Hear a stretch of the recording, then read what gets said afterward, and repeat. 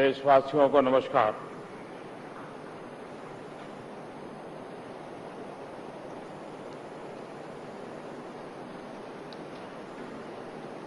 दो वर्ष पूर्व देश ने हम लोगों पर एक नई जिम्मेवारी दी और लोकतंत्र का ये महात्म्य है कि लोगों के द्वारा चुनी गई सरकार का निरंतर आकलन होना चाहिए,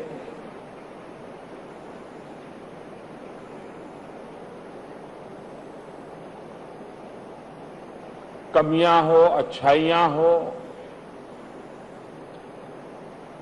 उसका लेखा जोखा होना चाहिए।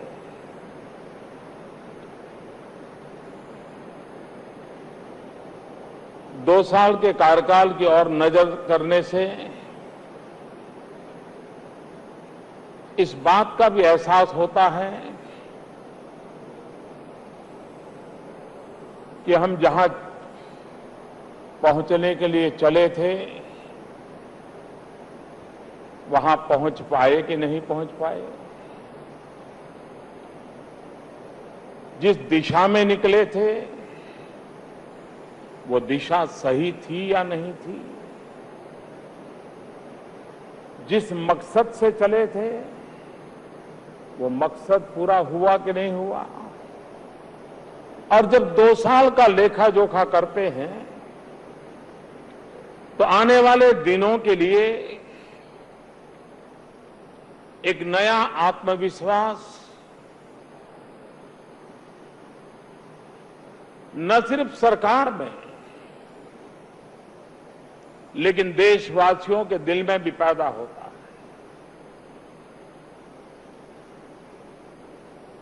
पूरे देश में मैं देख रहा हूं कि पिछले करीब 15 दिन से भारत सरकार के हर काम का बड़ा बारीकी से मूल्यांकन हो रहा है। हर पहलू को बारीकी से देखा जा रहा है।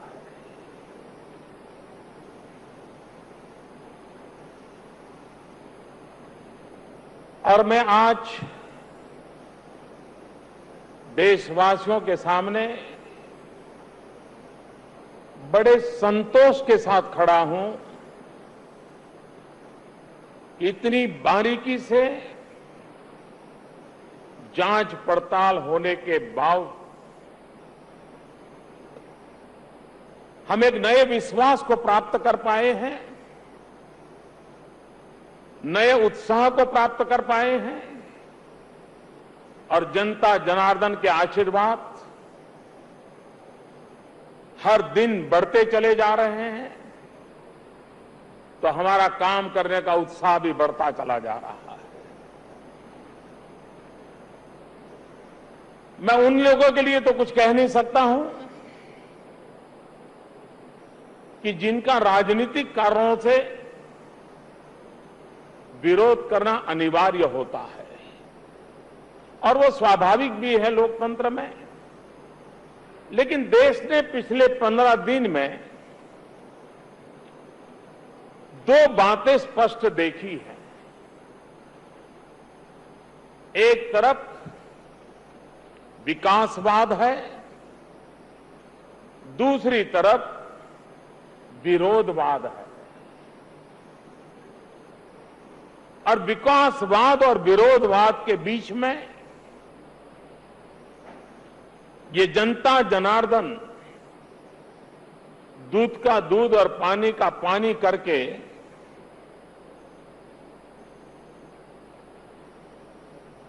क्या सत्य है, कितना सत्य है, इसको भली भांति नाप सकती है। अनेक विषयों पर चर्चाएं हुई है। और इसलिए मैं इन बातों को यहां दोहराना नहीं चाहता, लेकिन चिंता उस बात की जरूर होती है मुद्दों के आधार पर, हकीकतों के आधार पर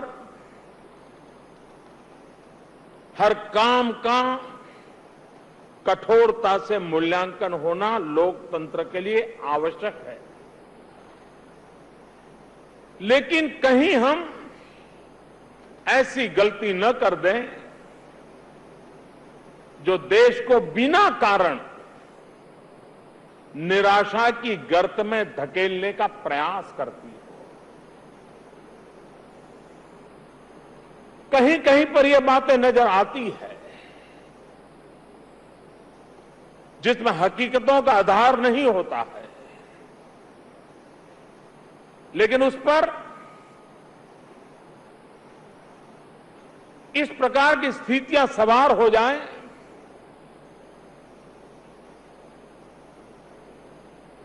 ये कभी कभी चिंता कराता है।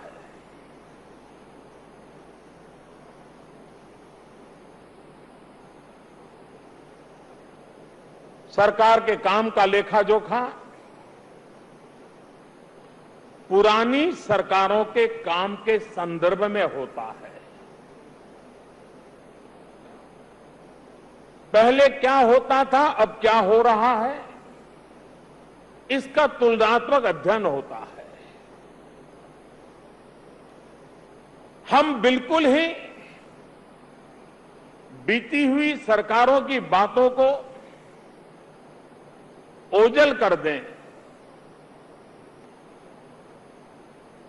और अचानक ही चीजों की चर्चा करेंगे तो शायद सही मूल्यांकन नहीं कर पाएंगे।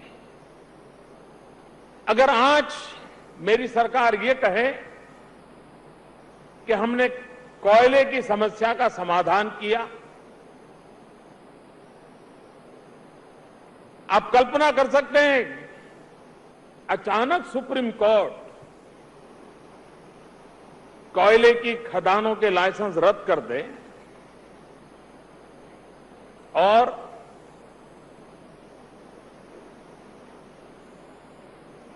बिजली के कारखानों में कोयले का संकट पैदा हो जाए और ऐसी विकट स्थिति में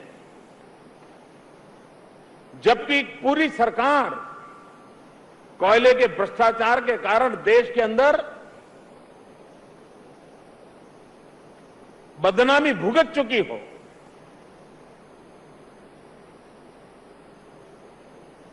दो साल पहले कोई अखबार, कोई दिन, कोई टीवी, कोई चैनल, कोई चर्चा, कोई भाषण इन भयंकर भ्रष्टाचारों से अछूता नहीं था। लेकिन आज अगर मैं ये कहूं कि ऑक्शन किया, ट्रांसपेरेंट वे में किया, अब तक इस पर कोई सवालिया निशान नहीं लगा है, देश के खजाने में लाखों करोड़ों रुपया आना तय हो चुका है, राज्यों के खजाने में भी पैसा जा रहा है। इतना ही नहीं, जहां कोयले की खदान है वहां हमारा ज्यादातर आदिवासी समाज के लोग रहते हैं, उनके कल्याण के लिए उसमें से फंड निकलने वाला है। ये सारी बातें अगर ऐसे ही मैं कह दूं तो लगता है अच्छा चलो भाई मोदी जी ने काम कर दिया, लेकिन इसकी ताकत तब समझ में आती है कि सुप्रीम कोर्ट को ऐसा क्यों करना पड़ा था, कोयले में इतना बड़ा भ्रष्टाचार क्यों हुआ था, वो कौन से तरीके थे, और उसमें से देश को बाहर लाना, तब जाकर के समझ आता है कि काम कितना बड़ा हुआ है, काम कितना महत्वपूर्ण हुआ है। और इसलिए जब तक हम बीती हुई सरकार के दिनों को स्मरण करके वर्तमान के निर्णयों को परखेंगे तो हमें ध्यान में आएगा कि बदलाव कितना बड़ा आया है। इस बात से कौन इनकार कर सकता है कि दीमक की तरह भ्रष्टाचार ने इस देश को अंदर से खोखला कर दिया है, तबाह कर दिया है। हमारे हर सपनों को चूर चूर करने की ताकत किसी एक दिमक में है, तो उस दिमक का नाम है भ्रष्टाचार। और मैंने भ्रष्टाचार के खिलाफ बहुत ही सटल तरीके से एक के बाद एक कदम उठा करके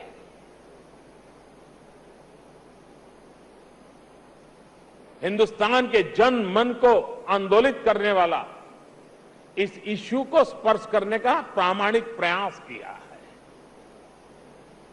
और जब आप इनकी गहराई में जाओगे तो आप चौंक जाओगे। आप कल्पना कर सकते हो कि देश कैसे चला है। वो बेटी जो कभी पैदा भी नहीं हुई है, देश की सरकारों के फाइलों में वो बेटी विधवा भी हो जाती है और उस विधवा बेटी को पेंशन भी मिलना शुरू हो जाता है और सालों तक पेंशन जाता है। और कभी ऐसे भ्रष्टाचारों की चर्चा तक नहीं होती। हमने जब डायरेक्ट बेनिफिट ट्रांसफर स्कीम के अंतर्गत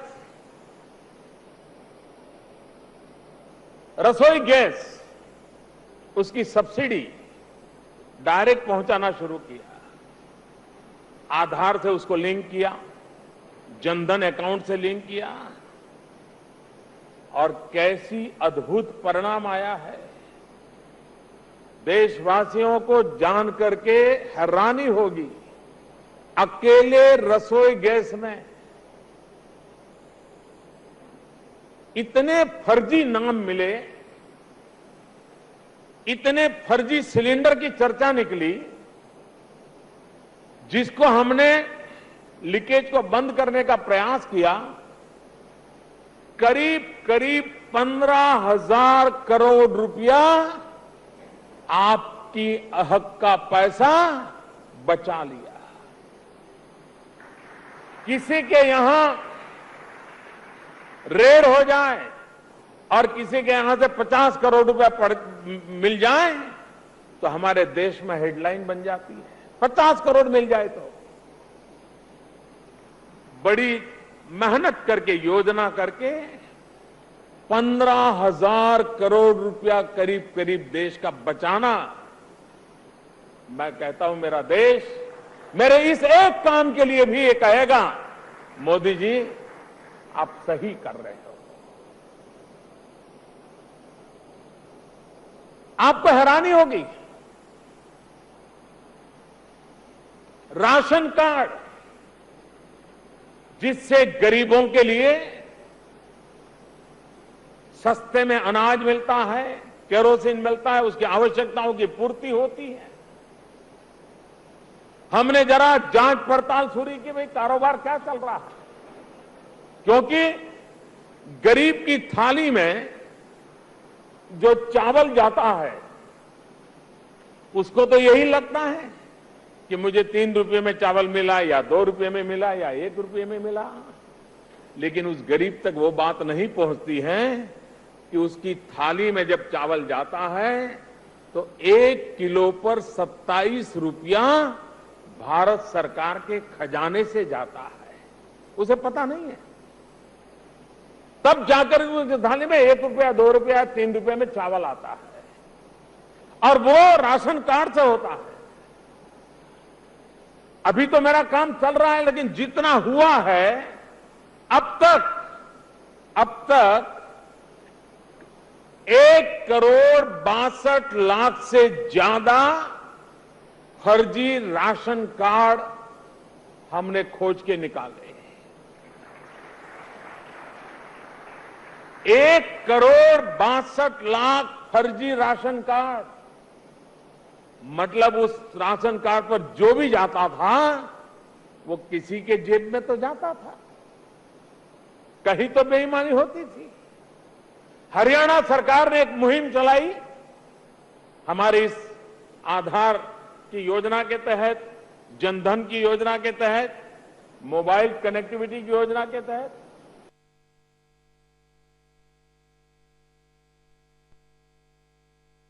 फर्जी केरोसिन लेने वालों की संख्या 6 लाख निकली एक छोटे से राज्य में। ये 6 लाख लोगों के नाम पर सब्सिडी वाला केरोसिन जाता था। वो केरोसिन कहां जाता होगा? डीजल में मिक्स करने के लिए जाता होगा, वो पॉल्यूशन करने के लिए जाता होगा, किसी केमिकल फैक्ट्री के काम आता होगा, और सरकार के खजाने से पैसा गरीब के नाम से जाता होगा। 6 lakh ration card, 1 crore 62 lakh ration card, 6 lakh kerosene के। अभी हमने इस योजना के तहत एक प्रदेश में 540 करोड़ रुपया बचा है। 540 करोड़ रुपए किस बात का? तो फर्जी टीचर तनख्वाह जा रहा है, यूनिफॉर्म जा रहा है, स्कूल के लिए मध्याह्न भोजन जा रहा है। क्यों? तो टीचर होगा तो स्कूल होगी ही होगी। ये सारी जांच पड़ताल में से सब खुल रहा है, और उसका परिणाम क्या आया है? मोटा मोटा हिसाब में लगाऊं तो करीब 36,000 करोड़ रुपया, 36,000 करोड़ रुपीज, ये लीकेजीज रुक गया है। ये करप्शन जाता था, रुक गया है।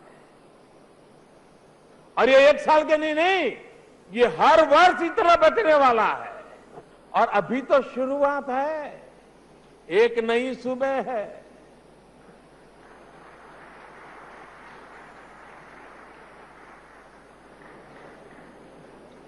कुछ लोग कहते हैं कि मोदी जी आप इतनी मेहनत करते हो, इतना काम करते हो, आपका इतना विरोध क्यों होता है?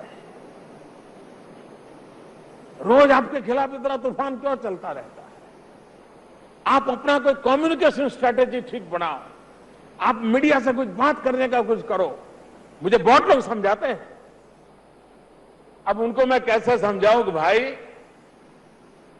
जिन लोगों की जेब में 36,000 करोड़ रुपया जाता था, जो मोदी ने बंद करवा दिया, तो मोदी गाली नहीं खाएगा तो क्या खाएगा?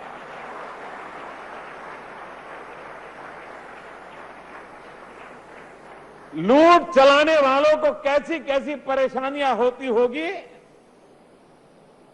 इसका अंदाज हम भली भांति कर सकते हैं।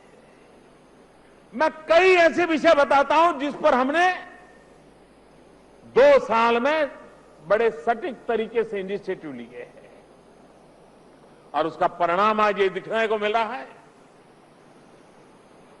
आप देखिए, कभी एलईडी बल्ब कितने रुपए में बिकता था, आज कितने रुपए में बिकता है? कहीं पर 200, 250, 300 तक एलईडी बल्ब की कीमत थी, आज वो 60, 70, 80 पर आ गई।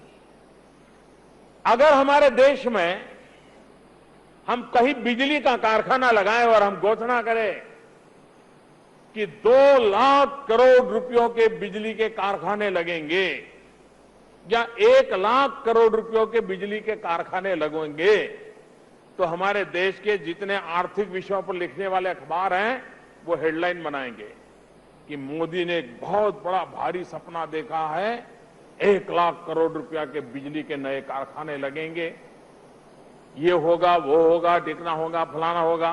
कोई ये भी लिखेगा मोदी बातें करता है लेकिन रुपये कहां से आएंगे, 1 लाख करोड़ कहां से? बस सब बातें हो सकती है, लेकिन इस बात की चर्चा नहीं होगी कि एलईडी बल्ब के कैंपेन के कारण जिन 500 शहर को हमने टारगेट किया है, उन 500 शहर में अगर हम 100% एलईडी बल्ब पहुंचाने में सफल हो गए, और होने वाले हैं, जिस दिन वो काम पूरा होगा, इस देश में करीब करीब 20,000 मेगावाट बिजली बचने वाली है। 20,000 मेगावाट बिजली बचने का मतलब होता है 1 लाख करोड़ रुपए की बिजली के कारखाने की लागत जो है वो बचने वाली है। लेकिन 60-70 रुपए के एलईडी बल्ब में कोई न्यूज का विषय हो सकता है क्या? उसमें क्या खबर है जी। और इसलिए हम लोग जो तेज गति से बदलाव ला रहे हैं और जो बदलाव आज देश अनुभव कर रहा है, एक के बाद वो योजनाएं जो अब किसी ने कल्पना की थी हमारे देश में। हमने देखा होगा, पिछले कई चुनाव देख लीजिए, चुनाव में चर्चा क्या होती थी? चुनाव में चर्चा रहती थी कि गैस सिलेंडर 12 होने चाहिए कि 9 होने चाहिए। और बड़े बड़े लीडर घोषणा करते थे और दूसरे दिन अखबार में हेडलाइन छपती थी कि 9 सिलेंडर नहीं, अब गैस के 12 सिलेंडर दिए जाएंगे और 9 सिलेंडर से 12 सिलेंडर पर वोट मांगे जाते थे। उन दिन को याद कीजिए जब हिंदुस्तान में पार्लियामेंट के मेंबर को 25 रसोई गैस की कूपन मिलती थी एमपी बनने के नाते, और वो 25 कूपन से लोगों को, अपने कार्यकर्ताओं को, साथियों को, सपोर्टर को ऑब्लाइज करता था कि मुझे एक गैस कूपन दीजिए। मुझे बराबर याद है, हमारे यहां अहमदाबाद में एयरपोर्ट पर एक अफसर थे, वो हर एमपी को जानते थे क्योंकि एयरपोर्ट पर जो आते जाते थे हर एमपी को कहा करते थे कि एक गैस की कूपन दे दीजिए ना भैया, मुझे, मेरा बेटा जो है वो अलग रहने गया है तो उसके लिए रसोई गैस की कूपन चाहिए।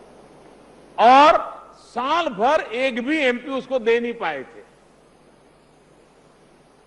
एक गैस कनेक्शन के वो दिन हम भूल न जाएं। ये मैं 5, 7, 10 साल पहले की बात कर रहा हूं, कोई बहुत पुरानी बात नहीं कर रहा हूं।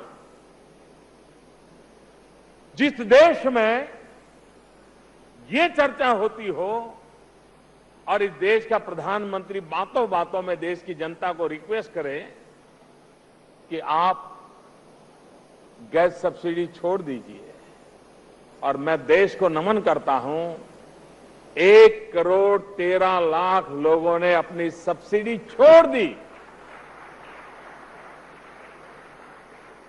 क्या ये बदल नहीं है? ये जन मन का बदलाव नहीं है? ये देश में बदलाव नहीं है? देश के विकास के लिए जन भागीदारी का इससे बड़ा क्या उदाहरण हो सकता है? ये देश ने अनुभव किया है और हमने भी तय किया कि हम इन गैस सब्सिडी छोड़ी है। गरीब के घर में जो मां लकड़ी का चूल्हा जलाती है और दिन भर खाना पकाने के कारण करीब करीब 400 सिगरेट का धुआं उसके शरीर में जाता है, 400 सिगरेट जितना धुआं, उस मां की चिंता कौन करेगा? और हमने पिछले 1 वर्ष में करीब करीब 3 करोड़ से ज्यादा परिवारों को नए रसोई गैस के कनेक्शन दे दिए। आजाद हिंदुस्तान में 1 साल में इतना बड़ा काम कभी नहीं हुआ है। और हमने ठान ली है कि आने वाले 3 साल में 5 करोड़ परिवार जिनके पास आज रसोई गैस नहीं है उनको हम पहुंचाएंगे, क्योंकि वो गरीब परिवार है।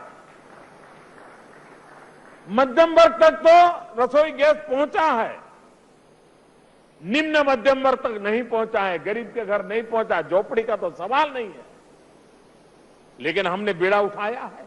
ये कैसे संभव हो रहा है? ये तब समझ में आएगा कि 9 सिलेंडर 12 सिलेंडर के लिए झगड़े होते थे।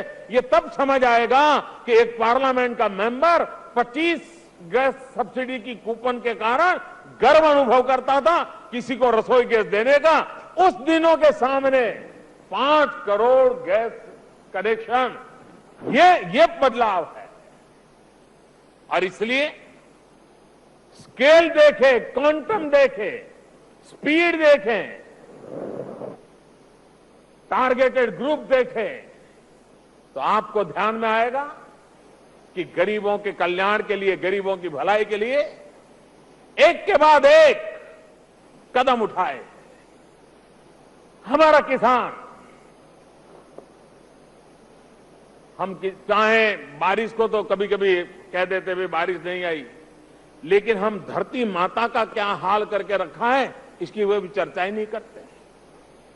किसान बेचारा बर्बाद हो जाए तो कह देते हैं भाई बीज खराब था या पानी नहीं आया, लेकिन हम इस चीज को नहीं देखते हैं कि हमने धरती मां को बर्बाद कर दिया है। हमने इस मां का इतना एक्सप्लॉयटेशन किया है कि आवश्यकता है हमारी धरती मां को बचाना, और इसलिए हमने सॉइल हेल्थ कार्ड का एक बड़ा मिशन लेके चल पड़े हैं। धरती की सेहत कैसी है, मिट्टी में कौन से गुण हैं, कौन सी कमियां है, किस प्रकार के फसल के लिए वो जमीन अनुकूल है, कौन सी दवाई चलेगी, कौन सा फर्टिलाइजर चलेगा। इंसान को जिस प्रकार से ब्लड टेस्ट करवाता है, यूरिन टेस्ट करवाता है, डायबिटीज है नहीं है वो तय करवाता है, ये धरती माता की भी वैसी परीक्षण का काम इस सरकार ने उठाया है, और देश के किसानों तक इस बात को हमने बड़े पहुंचाया है, और काफी मात्रा में किसान आज अपने सॉइल हेल्थ कार्ड के द्वारा इस बात के निर्णय करने लगे हैं कि क्रॉप पैटर्न को कैसे बदला जाए। मेरा कहने का तात्पर्य यह है कि देश के सामान्य मानवी के जीवन में बदलाव लाने की दिशा में अनेक ऐसे काम हमने किए, और उसमें एक महत्वपूर्ण काम है, और मैं मानता हूं लोकतंत्र की एक बहुत बड़ी पूंजी होती है। लोकतंत्र की पहली शर्त होती है कि शासकों के दिल में अपने जनता के प्रति अप्रतिम विश्वास होना चाहिए, भरोसा होना चाहिए। हमने अब तक सरकारें चलाई है जनता पे अविश्वास करना। मैंने एक दिन इनकम टैक्स ऑफिसरों की मीटिंग की थी, मैंने कहा आप व्यापारियों को चोर मान करके क्यों चल रहे हो भाई, क्या देश ऐसे चलेगा क्या? ये पूरी तरीका गलत है, सोच गलत है। हमने बदलाव शुरू किया। हमारे यहां तो अगर आप ग्रेजुएट हैं, कहीं अप्लाई करना है तो सर्टिफाई कराने के लिए किसी कॉर्पोरेटर या कोई एमएलए या एमपी के घर के बाहर कतार में खड़ा रहना पड़ता था, और वो आपका चेहरा भी नहीं देखता था, और उसका एक छोटा सा लड़का घर में बैठता थप्पा मार देता था, आपको सर्टिफाई कर देता, हाँ आपका सर्टिफाई कर दिया। अगर यही करना जरूरत क्या है? हमने कहा कोई जरूरत नहीं है, लोगों को कह दिया आप अपने आप ही सर्टिफाई करो और सरकार में भेज दो, जब फाइनल ऑर्डर होगा तब आप ओरिजिनल सर्टिफिकेट दिखा देना। हमने जनता जनार्दन पर भरोसा करना चाहिए, और एक बार आप, ये देश उनका भी तो है, एक बार जनता पे हम भरोसा करते हैं, आप देखिए आपको बदलाव आएगा। मैं एक दिन सुरेश प्रभु को कहता था, मैंने कहा सुरेश जी कभी ये तो कोशिश करो कि फलानी तारीख को फलाने रूट पर ट्रेन में एक भी टिकट चेक नहीं रहेगा। देखिए ये देश के लोग ऐसे हैं, हम विश्वास करें, कभी ये भी करके देखना। हम कोशिश कर रहे हैं, मैं एक के बाद एक ये जो अफसरशाही चल रही है उसको दूर करने की कोशिश बड़ी भरपूर कर रहा हूं। ये लोकतंत्र है, जनता जनार्दन की ताकत ये सर्वाधिक होनी चाहिए, और उस दिशा में एक के बाद एक कदम उठा रहे हैं। अभी हमने एक निर्णय किया, ये निर्णय देश के नौजवानों के लिए अत्यंत महत्वपूर्ण निर्णय है। हमारे देश में करप्शन का एक एरिया कौन सा है? नौकरी। वो रिटर्न टेस्ट देता है, लिखित परीक्षा देता है, तब तक तो ज्यादा चिंता नहीं रहती, बेचारा देता है, और उसमें से इंटरव्यू कॉल आ जाता है। इंटरव्यू कॉल आ जाता है तो उसके मन में एक आशा जग जाती है, तो वो इंटरव्यू में क्या पूछेंगे, कैसे कपड़े पहन करके जाऊं, ये चिंता नहीं करता है। चिंता ये करता है इंटरव्यू कॉल आया है, कोई सिफारिश वाला मिल जाएगा क्या, कोई मुझे मदद करने वाला मिल जाएगा क्या, और कोई दलाल उसके यहां पहुंच जाता है कि देखो भाई तुम्हारा इंटरव्यू आया है, यह नौकरी चाहिए, पास होना है, इतना देना पड़ेगा। ये करप्शन का पूरा खेल इंटरव्यू के आसपास चल रहा है। हमने तय कर दिया, भारत सरकार में वर्ग 3 और 4 के जो एम्प्लॉय हैं, कोई इंटरव्यू नहीं होगा। मेरिट लिस्ट पर कंप्यूटर तय करेगा कि पहले इतने लोग हैं, इनको नौकरी चली जाएगी। 2 निर्णय गलत हो भी जाएंगे, लेकिन इससे देश को जो दिमक लगी है, इस दिमक से मुक्ति मिल जाएगी। और इसलिए एक के बाद एक ऐसे निर्णय हमने किए, और ये निर्णय पूरे निर्णय एक नए सोच के साथ है। और यही सबसे बड़ा बदलाव है कि देश के अंदर एक विश्वास भरना, संकल्प के साथ चलना और सामान्य मानवीय की जिंदगी की आशा आकांक्षाओं को पूर्ण करने का निरंतर प्रयास करना। सरकार के 2 साल के कामों पर मुझे अगर बोलना हो तो हो सकता है ये दूरदर्शन वालों ने 1 सप्ताह भर यहां मेरे पूरा दिन भाषण रखना पड़ेगा। इतने सारे अचीवमेंट्स, लेकिन मैं अचीवमेंट की चर्चा करने आपके बीच नहीं आया। मैं आपको विश्वास दिलाने आया हूं। देशवासियों ने हमें भरोसा दिया, उस भरोसे को हम पूरा करने के लिए पूरी कोशिश कर रहे हैं। और देश ने देखा है, बद इरादे से कोई निर्णय नहीं किया है, मेहनत करने में कोई कमी नहीं रखी है, और राष्ट्रहित को सर्वोच्च रख करके, जन सामान्य के हितों को सर्वोत्तर करके हमने अपने आप को जुटा दिया है। टीम इंडिया का कल्पना लेकर के चले हैं, राज्यों को कंधे से कंधा मिलाकर के काम में जोड़ने का चले हैं। लेकिन ये बात सही है कि जिन्होंने आज तक खाया है, उनको तो मुश्किल आनी ही आनी है, उनको तो तकलीफ होनी ही होनी है। किसने खाया, कब खाया है, वो मेरा विषय नहीं है, लेकिन ये देश का रुपया है, गरीब का पैसा है, ये किसी औरों के पास जाने नहीं दिया जाएगा। इस काम पर मैं लगा हुआ हूं। उस दिन को तकलीफ होती होगी, होती रहे, हम देश के लिए काम करते रहेंगे। देश की जनता हमें आशीर्वाद देती रहे। मैं फिर एक बार आज इस अवसर पर आप सबके बीच आने का मुझे अवसर मिला, मेरी बात बताने का अवसर मिला। मैं आपका बहुत बहुत आभारी हूं। धन्यवाद।